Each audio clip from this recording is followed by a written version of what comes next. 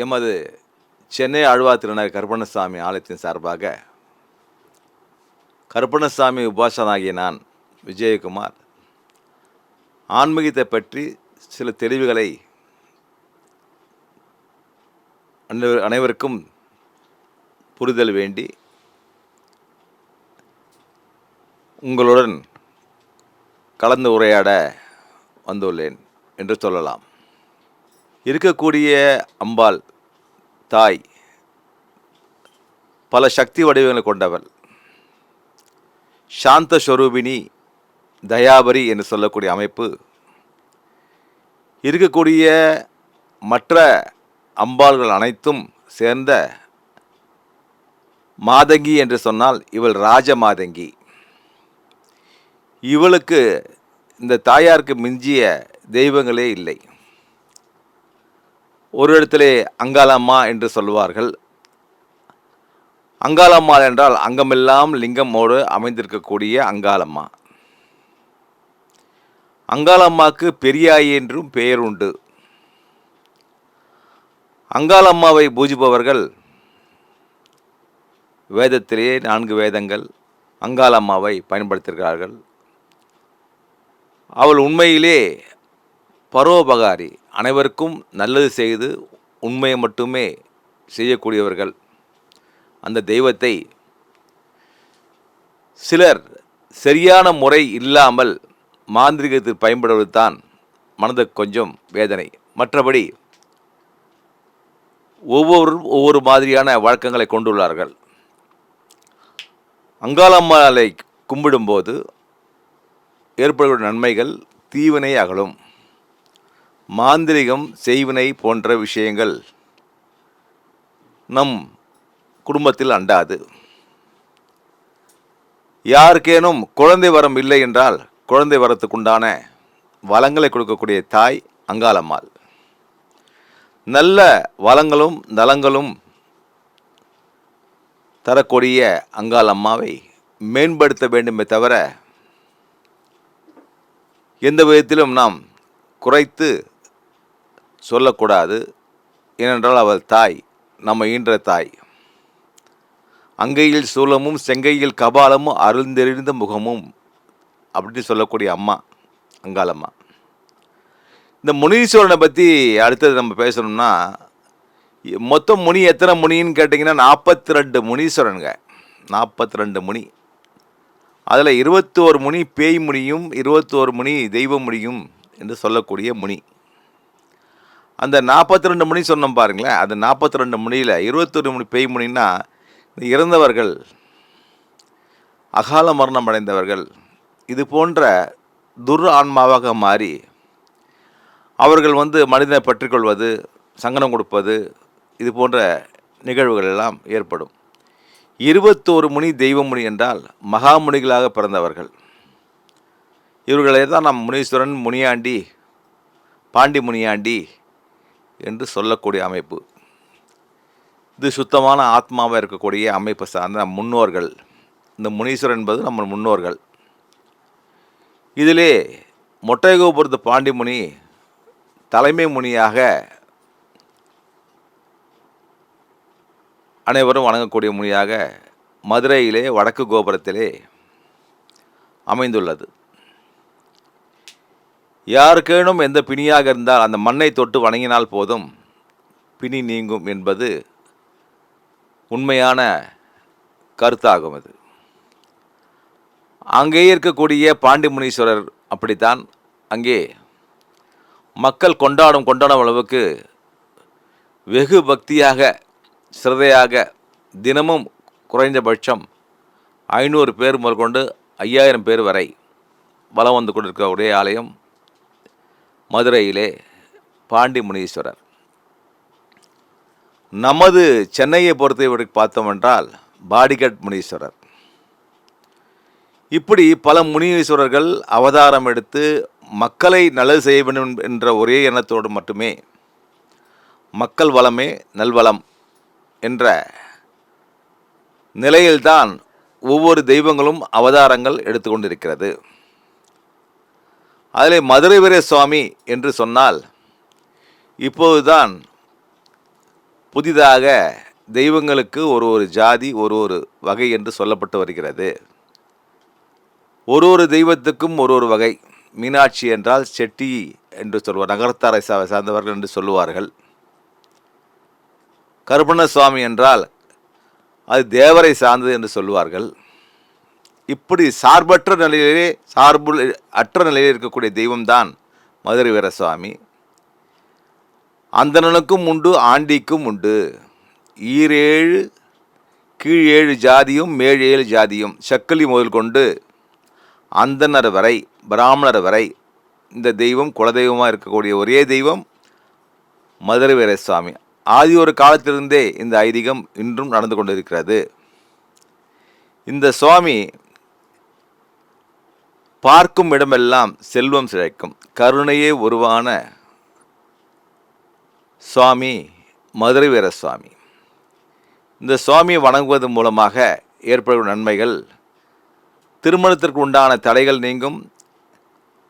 கல்யாணமூர்த்தியே மதுரை வீரா என்று சொன்னாலே போரும், தடைபற்ற இருக்கக்கூடிய காரியங்கள், ஏதேனும் தோஷங்கள் மோசங்கள் இருக்கக்கூடிய நிலையில் இருக்கக்கூடிய அமைப்பு சார்ந்த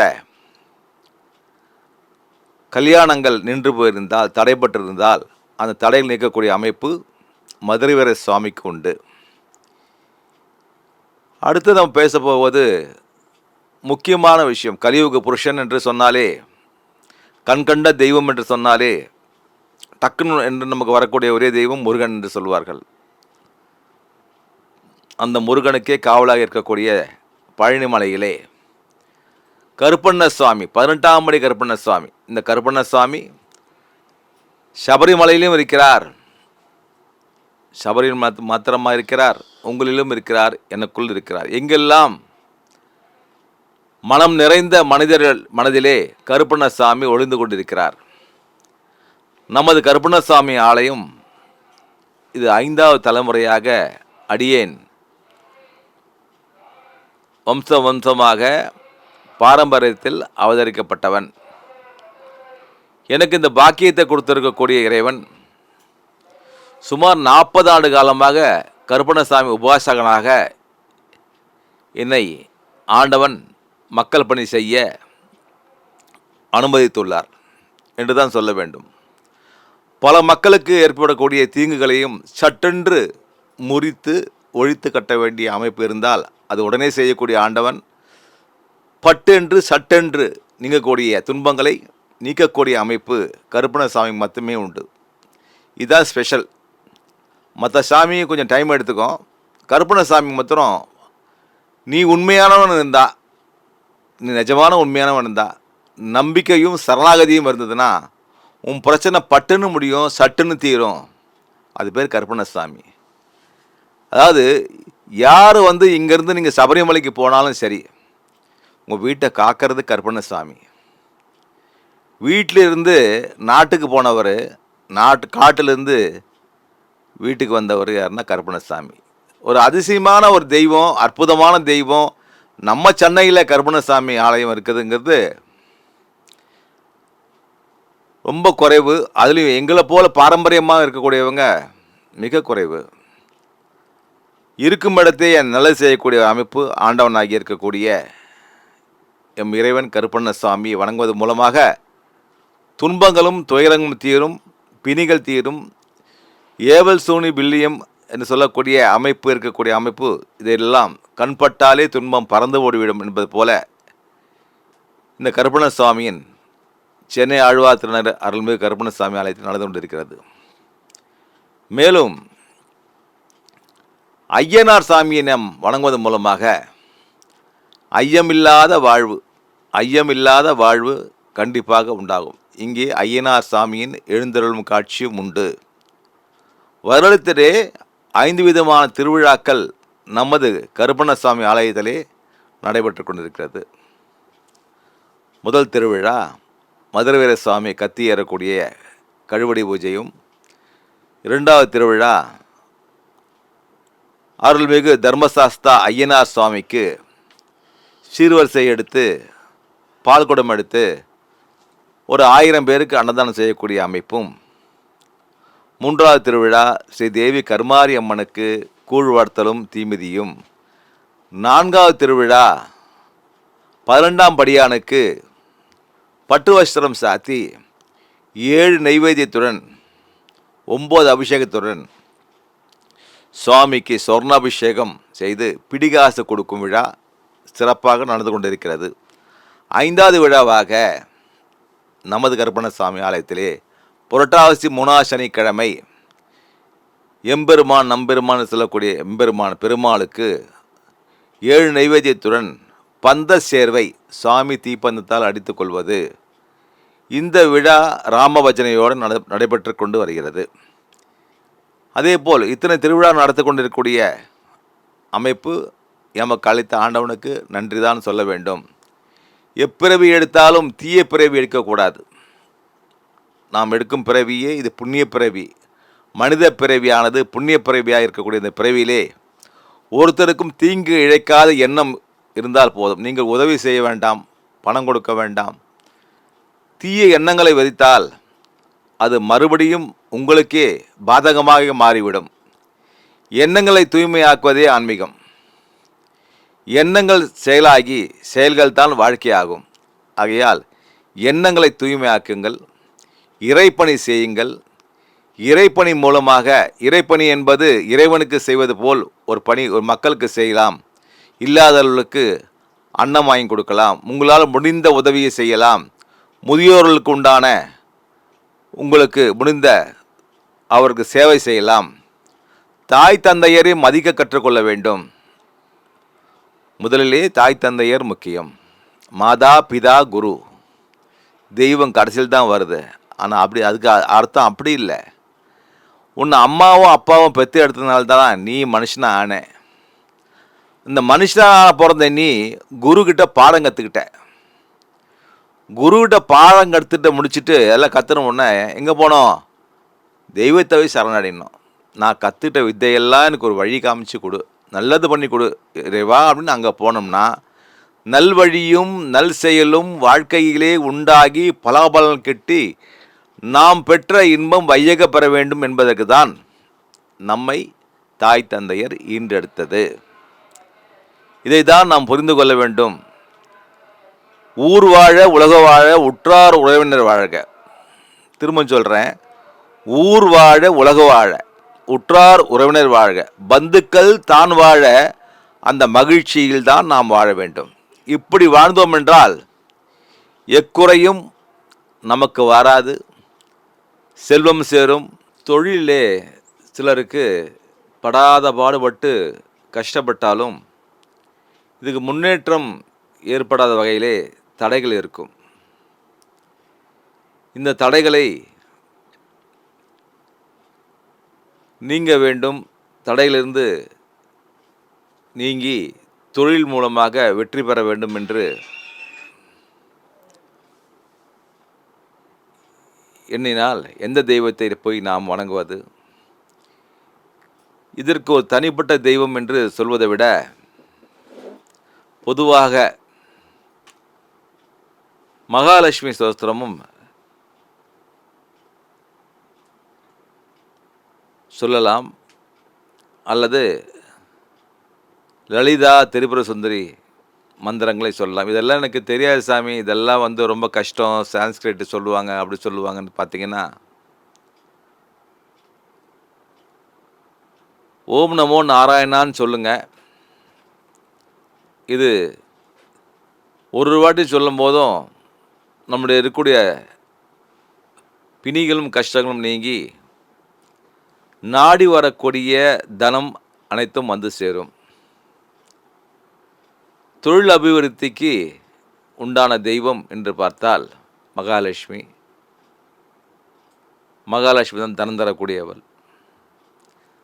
தடைகளை நீக்கக்கூடிய அம்சம், தொழில் தடைகளை நீக்கக்கூடிய அம்சம் கருப்பண்ணசாமிக்கு உண்டு. கருப்பண்ணசாமியை வழிபடக்கூடியவர்கள் எந்த பிரச்சனையாக இருந்தாலும், தடைகள் இருந்தாலும் அந்த தடைகள் நீங்கக்கூடிய அமைப்பு, சட்டென்று தடைகளை நீக்கி தொழில் வளத்தை திறக்கக்கூடிய அமைப்பு. ஓம் நமோ கருப்பண்ண சுவாமியே நமோ நமகா என்று சொன்னாலும் தடைகள் அகலும். சுவாமியிடம் சரணாகதி அடைய வேண்டும். தொழில் வளர்ச்சி கண்டிப்பாக உண்டாகும். அதேபோல் குழந்தை பாக்கியத்திற்கு எங்கு செல்ல வேண்டும், எந்த அம்பாளை நாம் தரிசிக்க வேண்டும், எப்படி இது கிடைக்கும் என்று சொன்னால், குழந்தை பாக்கியத்திற்கு சிறந்த பெண் தெய்வம் என்றால் நாம் எடுத்துக்கொள்வதென்றால் அங்காள் அம்மாவை எடுத்துக்கொள்ளலாம். அங்காள் அம்மாவிடம் வேண்டினால் குழந்தை பாக்கியம் சற்றென்று உண்டாகும். ஆண் தெய்வத்திலே மதுரை வீர சுவாமி சமேதராக இருக்க வேண்டும்.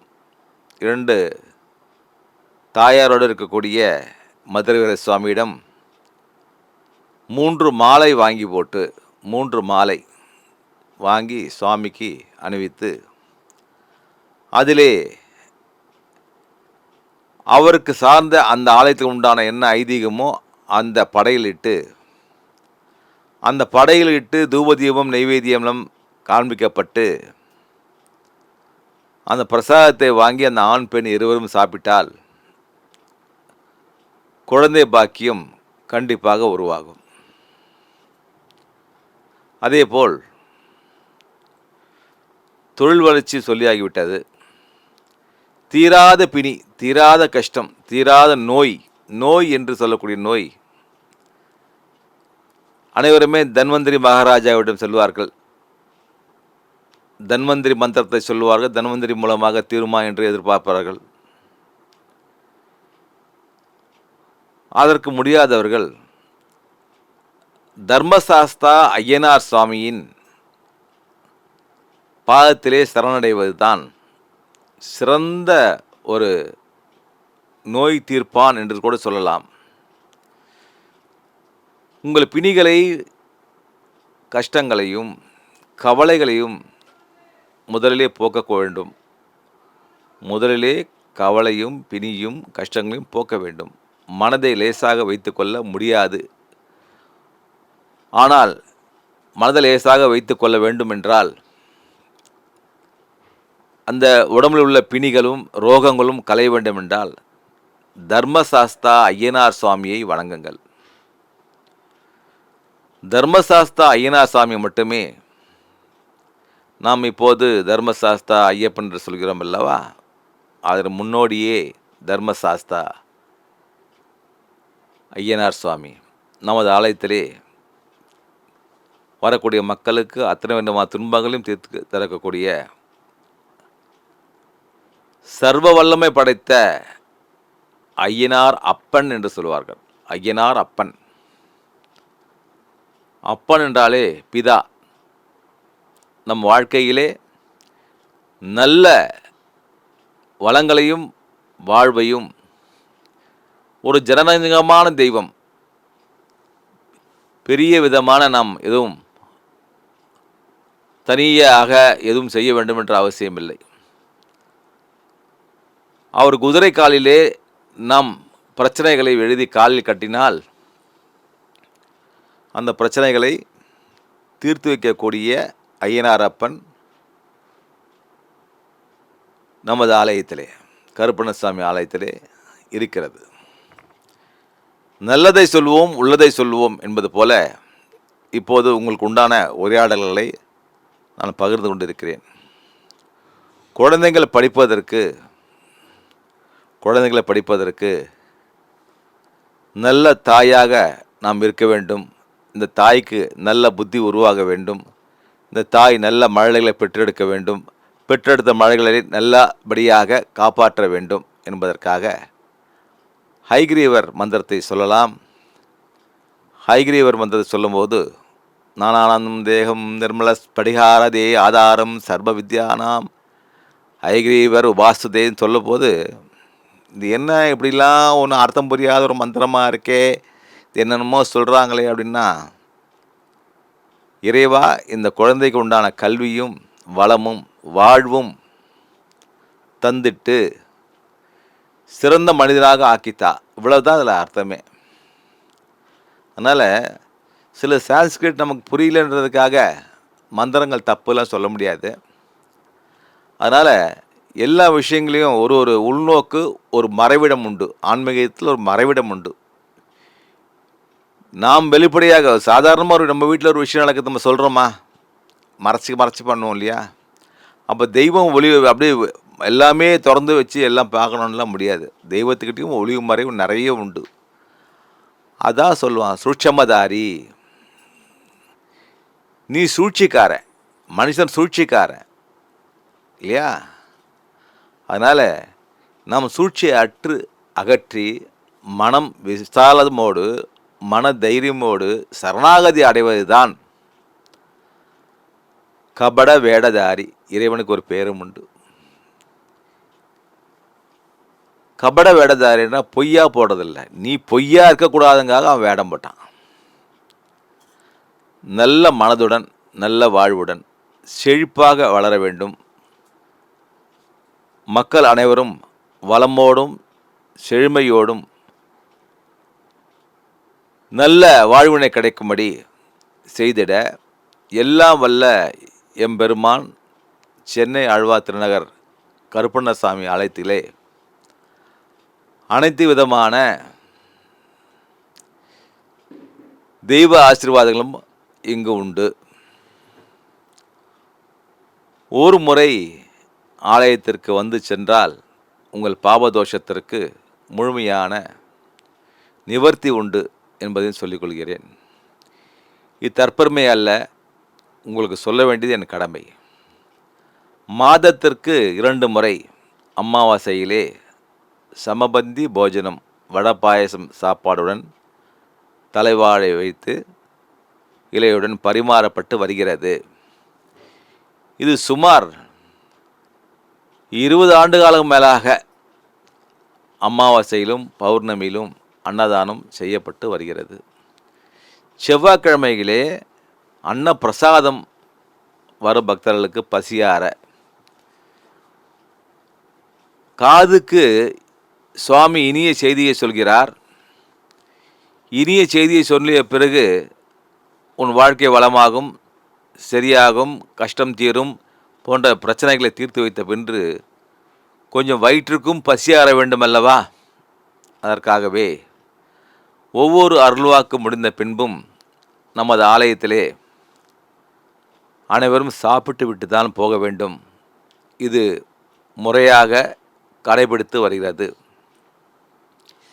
எத்தனை காலம்தான் இது செய்ய முடியும் என்று எனக்கு தோன்றினாலும், எத்தனை காலம் இறைவன் நமக்கு கட்டளையிட்டிருக்கிறானோ அத்தனை கட்டளைக்கும் அடிபணிந்து எம் பணியை நான் செய்து கொண்டிருக்கிறேன். குலதெய்வ வழிபாடு ஒவ்வொரு குடும்பத்திற்கும் முக்கியமாக தெரிந்திருக்க வேண்டும். குலதெய்வம் தெரியவில்லை என்றால் வாழ்விலே அர்த்தம் எதுவும் இருக்காது. குலம் என்றால் என்ன? கோத்திரம் என்றால் என்ன? குலம் என்பது தாய் வழி, கோத்திரம் என்றால் தந்தை வழி. இந்த குலத்திலே ஒரு பெண்மகள் புகுந்திருக்கிறாள். இந்த கோத்திரத்தில் புகுந்த குலமகள் ஒரு கோத்திரத்திலே புகுந்திருக்கிறாள். அந்த கோத்திர அடிப்படையிலே அவளுக்கு உண்டான ஒரு தெய்வம் அங்கு உண்டாகிறது.